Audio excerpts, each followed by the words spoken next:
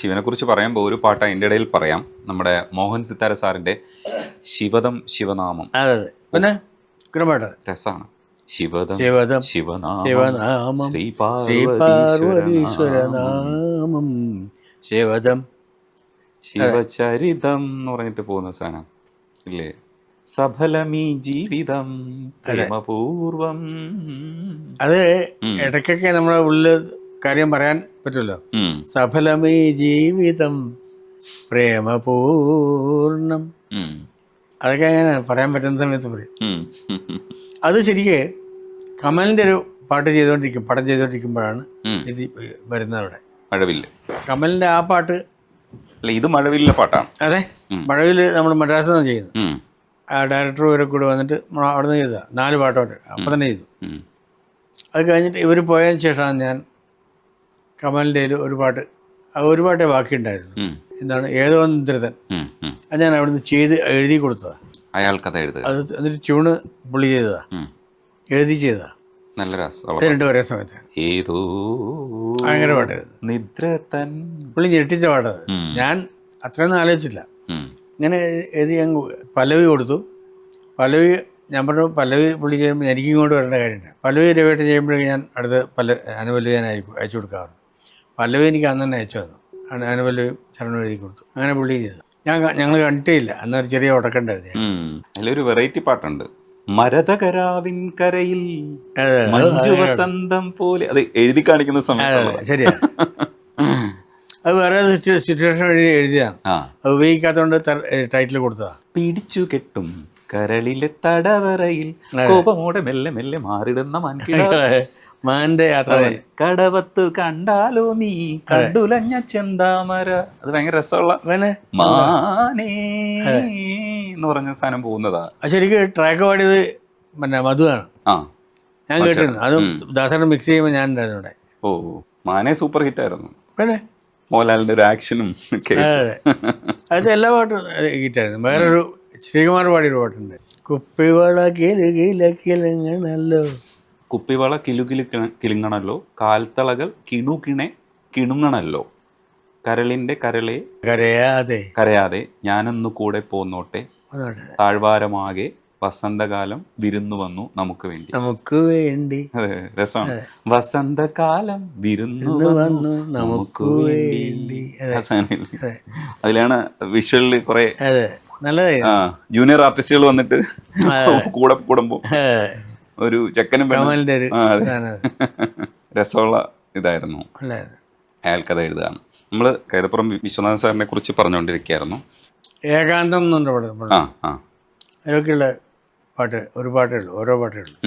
കയ്യെത്തും ദൂരെ ഒരു കുട്ടിക്കാലം. അത് ഞങ്ങളെ നാട്ടിൻപുറത്തെ സംഭവം. മഴവെള്ളം പോലെ ഒരു കുട്ടിക്കാലം ആടിക്കാറ്റായോ പായും പ്രായം, അമ്മക്കിളിയുടെ മടിയിലിരിക്കും പ്രായം, കയ്യെത്തും ദൂരെ ഒരു കുട്ടിക്കാലം. രസമുള്ളായിരുന്നു. അതേപോലെ തിളക്കത്തില് നീയൊരു പുഴയായി തഴുകുമ്പോൾ, അതിന്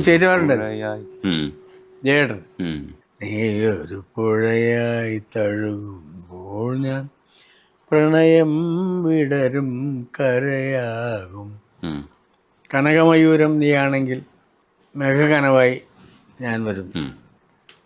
ഒരു പാട്ട് അതിൽ വേറെ ഉണ്ട്. തിളക്കത്തിൽ നല്ല പാട്ടുണ്ട് വേറെ. പിന്നെ ഒരു അടിപൊളി പാട്ടുമുണ്ട്, സാറേ സാറേ സാമ്പാറേ, സാറിന്റെ വീട്ടിൽ കല്യാണം. ഇതില് നീയൊരു പുഴയുടെ സെക്കൻഡ് ഭയങ്കര രസമാണ്.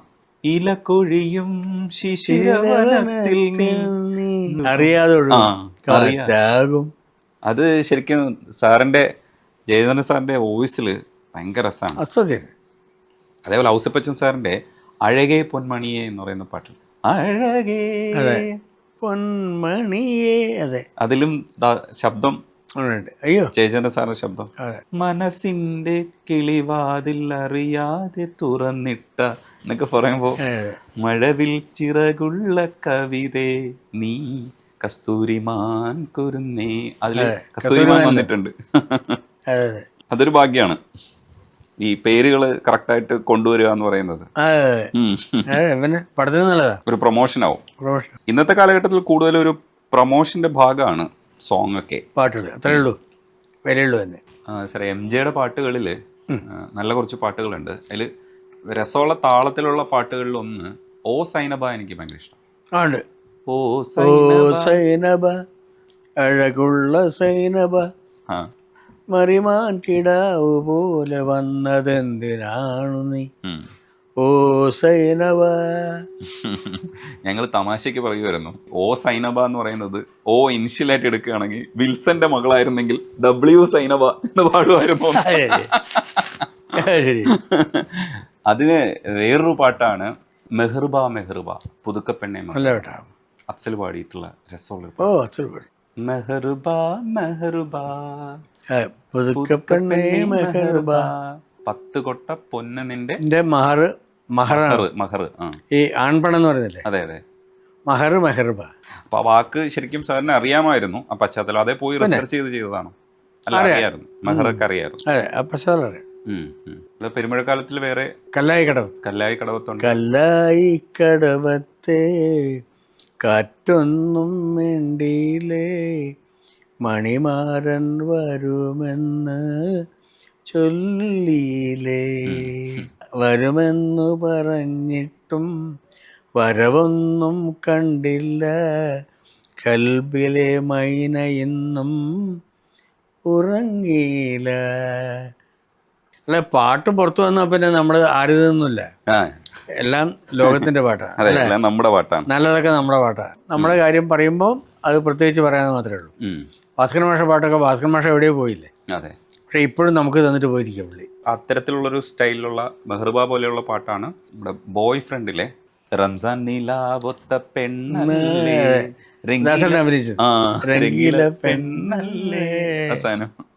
നല്ല പാട്ടാ. അതെ, അതും ജയചന്ദ്രനായിട്ട് ഞാൻ ചെയ്ത പാട്ടെല്ലാം നല്ല പാട്ടാണ്. നോട്ടത്തിലെ പോയി. പുതുതലമുറയിൽ ഹിഷാമുമായിട്ട് ചെയ്തിട്ടുണ്ട്, ദീപക് ദേവുമായിട്ട് ചെയ്തിട്ടുണ്ട്. അവരടുത്തൊക്കെ ചെയ്യുമ്പോൾ ദീപക് ദേവില് ഒരു ഗുണം എന്താന്ന് വെച്ചാൽ ദീപക് ദേവിന്റെ തന്നെ തുടങ്ങിയ പാട്ട് ക്രോണിക് ബാച്ചിലർ, അത് ദീപക് ദേവിന്റെ ഒരു മൈൽ സ്റ്റോൺ പാട്ടാണ്. സ്വയംവര ചന്ദ്രിക അസാധ്യമായിട്ട് ജയചന്ദ്രൻ സാർ പാടുകയും ചെയ്തു.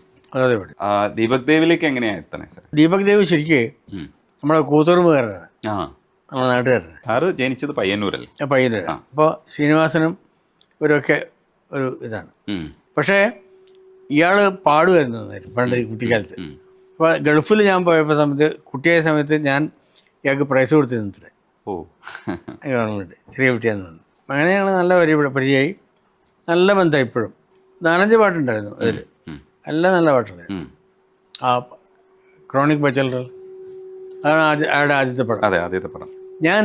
എനിക്കൊരു പ്രത്യേകതയുണ്ട്. ഞാനൊരു 10-30 പുതിയ ആൾക്കാരുടെ ആദ്യത്തെ പടം ചെയ്തിട്ടുണ്ട്. ബ്ലസ്സി, ലോഹിതദാസ്, ശ്രീനിവാസൻ, ഇങ്ങനെ തുടങ്ങിയിട്ട് കുറേ ആൾക്കാരുടെ പുതിയ പടങ്ങൾ ഞാനായി തുടങ്ങി. ആദ്യത്തെ പാട്ട് അവരെയൊക്കെ തുടങ്ങി വെക്കാൻ പറ്റി. അപ്പോൾ ആ കൂടുതൽ ഇയാളുടെ സ്വയംവര ചന്ദ്രിക അത് ഉച്ചരിച്ചിരിക്കുന്നത് ഹൃദയരാഗ തൂതു പറയാമോ. അത് വേറെ ഉണ്ട്. അടിപൊളി പാട്ട്.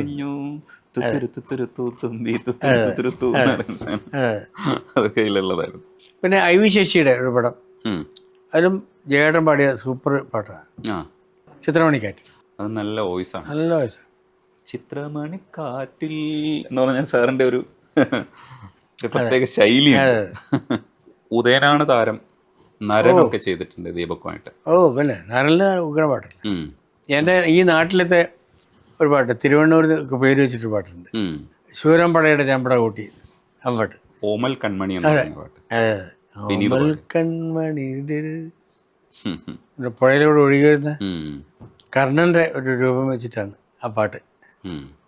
പെട്ടിയിൽ വീണ് കിട്ടുന്നതാണല്ലോ കർണനെ, അതേപോലെയാണ് ഇയാളും കിട്ടിയത്, ഒഴുകി കിട്ടിയ കർണനായി കൺമണി ഇതിൽ വന്നിട്ട് ഒരു പാട്ട്.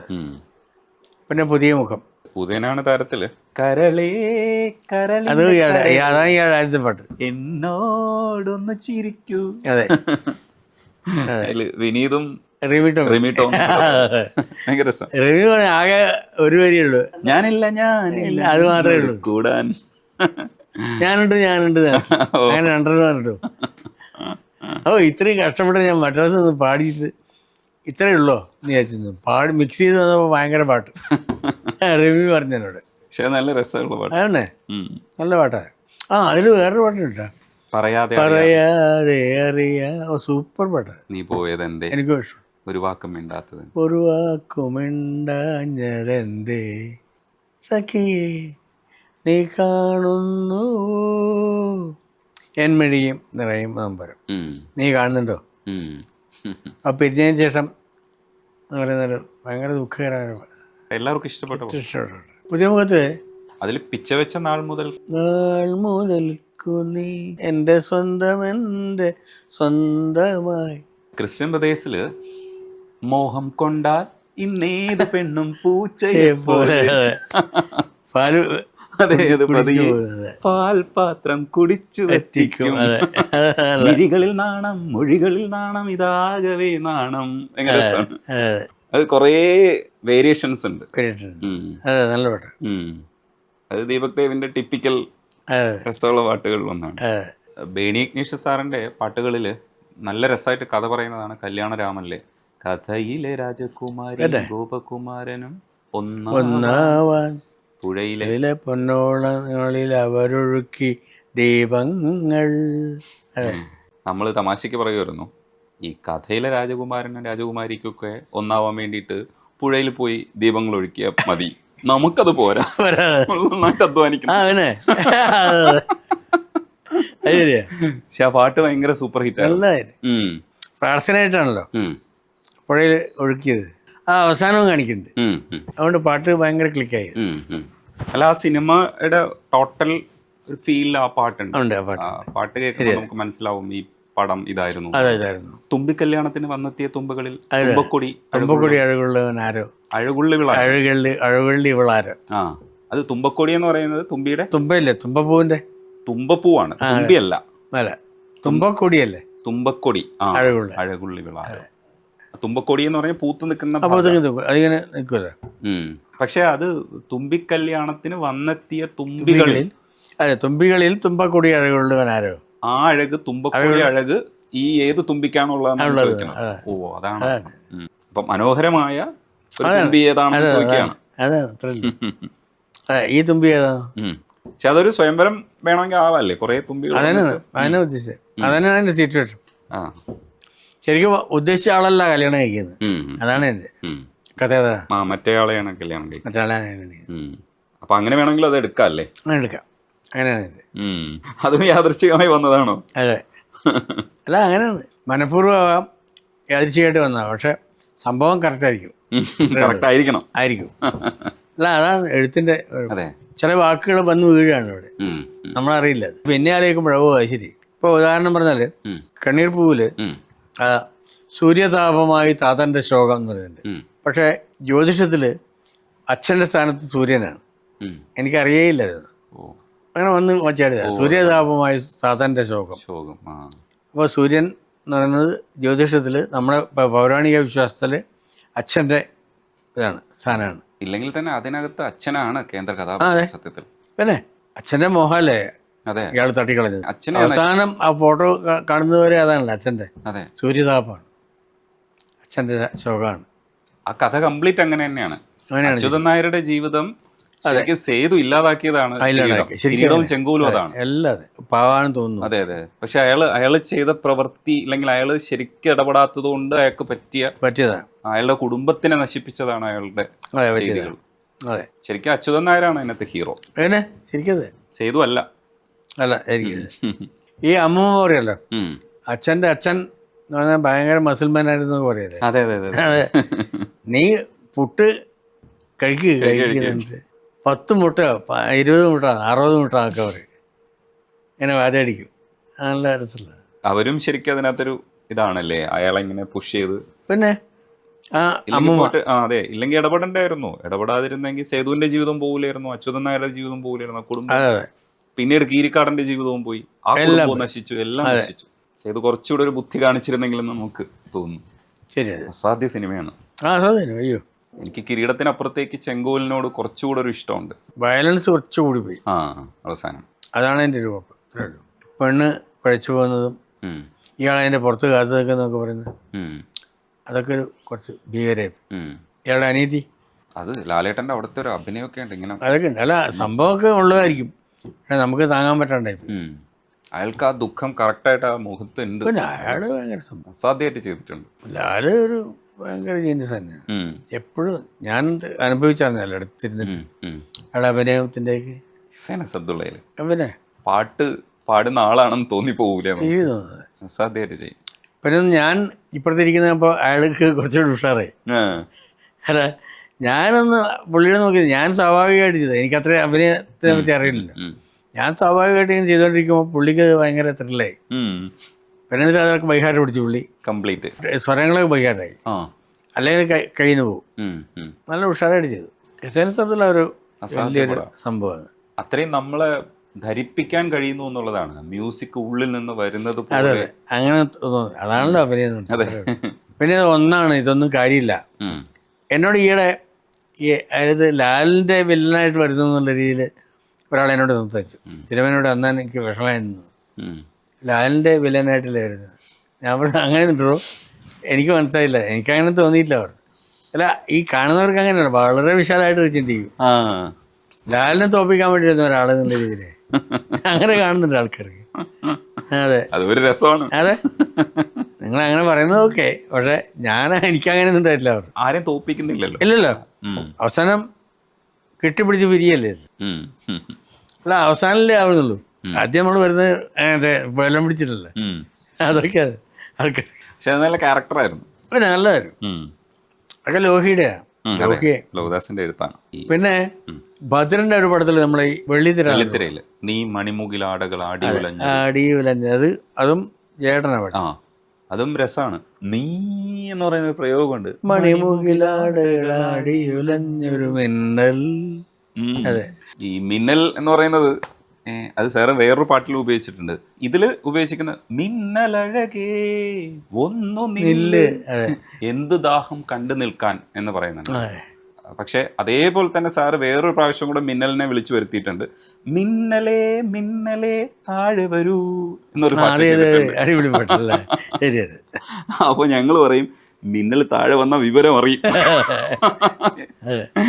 ചെറിയ മിന്നൽ പറ്റില്ല, ചെറിയ എല്ലാ മിന്നലും താഴെ വരുന്നുണ്ട്. അവസാനമുള്ളൂ. അതെ അതെ, എർത്തിൽ തൊട്ടാലേ പോവുള്ളൂ. അല്ലെങ്കിൽ എർത്തിൽ ഏതെങ്കിലും സ്ഥലത്ത് മരത്തിന്റെ മുകളിലോ അല്ലെങ്കിൽ ഇതിന്റെ മുകളിലോ എവിടെയെങ്കിലും വലിയ കൊടിമരത്തിന്റെ മുകളിലോ തട്ടിയിട്ട് അത് പോവുക. സാർ, അതേപോലെ ഒരു കാര്യം ചോദിക്കാൻ വിട്ടുമായിരുന്നു. ഈ ദൂര സാഗരത്തിനകത്ത് മഴനീർ തുള്ളിയെ മുത്തായി മാറ്റും നന്മണി ചിപ്പിയെ പോലെ, അത് ഹിന്ദിയില് ബൂഞ്ചോ ബൻഗയി മോത്തി എഴുതാനുണ്ട്. ഈ മുത്തുകൾ ഉണ്ടാകുന്നത് മഴത്തുള്ളിയാണ്.